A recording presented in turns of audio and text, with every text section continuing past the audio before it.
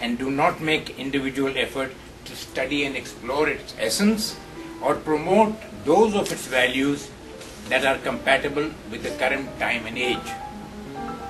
They have either forgotten the gist of the message or had never understood it in the first place. On the other hand, primarily people of Western cultures are seen to have understood, accepted and adopted the basics of the natural laws and are using them for making remarkable material progress. Most Muslims listen to the Quranic preaching through second-hand sermons and deliverances. Some repeat it verbatim, but only few ever read the message and think for themselves. Some of the many reasons for shying away from the Quran and its contents are: A. It has been unnaturally sanctified and preserved in the niche. This over-reverential treatment of the book has dissuaded people from it, and they postpone consulting it at the moment of need, because they have been petrified of touching it unceremoniously. B. Its main purpose as a book of common reference has been restricted to the hands of the orthodoxy, and their interpretation of it is unquestioningly accepted.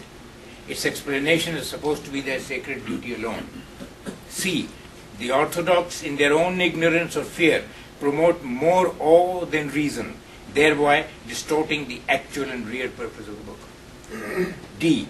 It is read only in letter and its spirit is hardly pondered upon or understood. The Quran is a classic and has to be deeply probed, and are not most classics read over and over again to be fully understood and appreciated? For example, to fully appreciate Shakespeare, do we not study the history of his time? So why not for Quran? E. It is mainly taught to children, and that in most cases in a language so foreign to them that they do not understand a word of it and are repelled. Any repulsion at that age is rather deep-rooted and requires a real effort to overcome.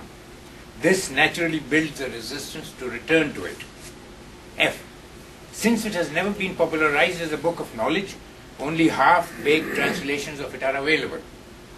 Those done by scholars and liberated individuals have been shunned and made redundant.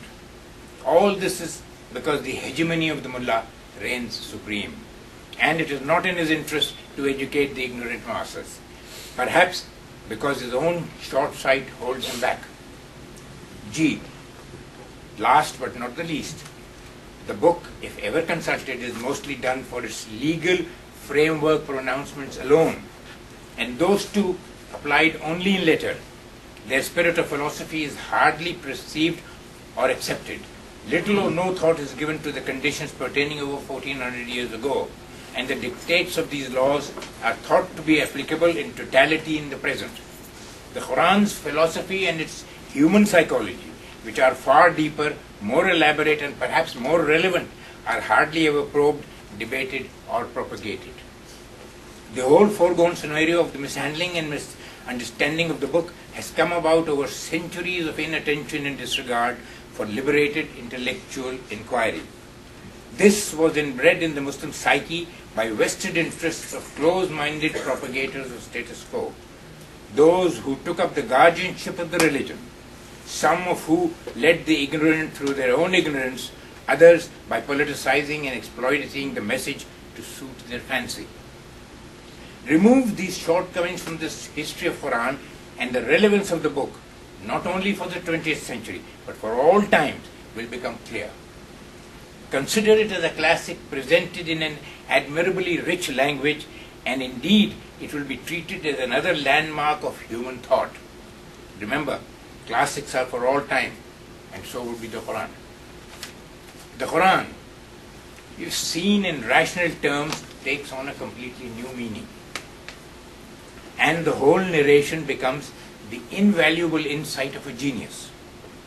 That Prophet Muhammad was one becomes evident if his message is studied with logic and rational composure, and not with unbridled emotion and undue devotion, that which is inculcated by blind rituals and empty porous traditions.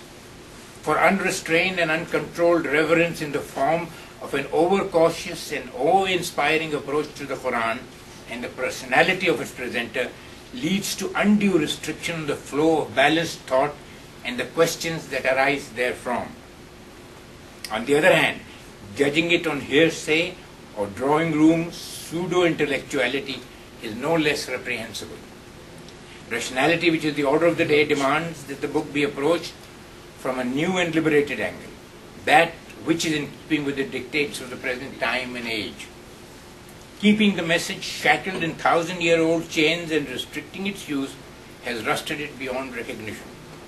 Its original purpose and meaning has got cluttered in politicizing and overzealous religious interpretation.